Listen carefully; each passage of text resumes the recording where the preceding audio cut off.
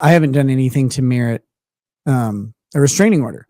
And frankly, neither has Patrick Melton. Patrick Melton has made a couple off-color jokes about Aaron's daughter, but those are jokes about someone that Aaron talks about publicly. You don't have to like them. You know, I don't have anything negative to say about those kids at all. Like I said, my kids miss them, and they always had a good time hanging out and stuff like that. So I don't have anything to participate in on that front. But that being said, like I'm smart enough to know like what's a joke and what isn't a joke. And I think most other people are too. I think many of them are just dishonest about it. But here's the thing, making jokes about someone's kid is not illegal and is not restrictable. And if you ask someone to stop making jokes, like, will you stop making jokes about my kid? They can say no. They can say no.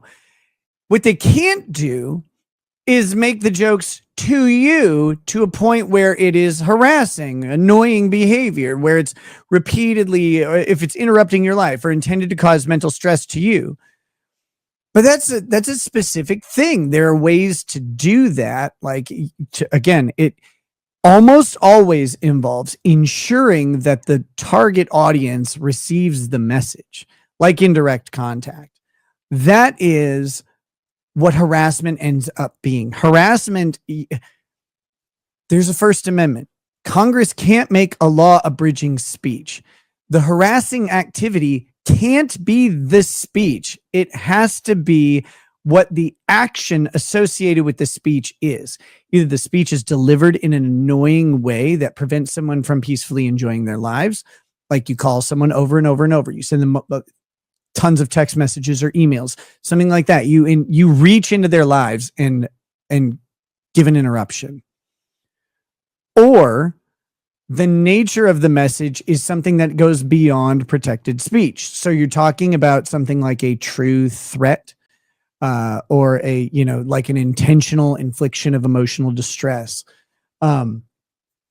which is a hard thing to actually get to. But you can imagine, like, if someone lost a relative, and so then you constantly like remind them like of some gruesome detail of the relative's death. Like it's something very specific that bothers them. That would be like, and enough to where like it causes them anxiety and causes them to shut down.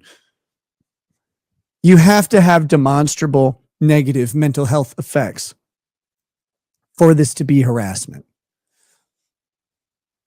So there are legal standards in all this, and there are ways to analyze this. All of this is like real. It all exists. And yet this fat fucking slob is sitting there without any of the analysis at all.